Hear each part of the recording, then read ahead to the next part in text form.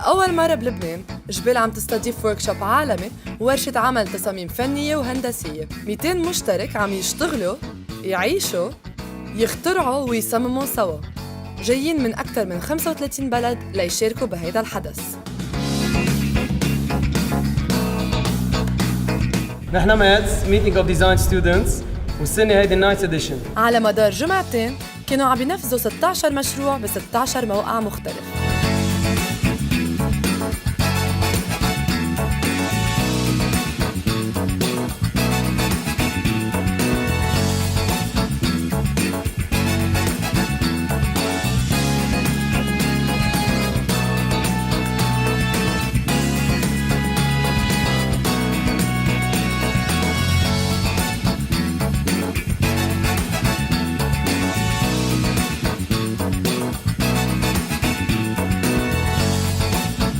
الهدف من ماتس هو انه يضوي على اهميه المساحات العامه لجبال وعمشيت.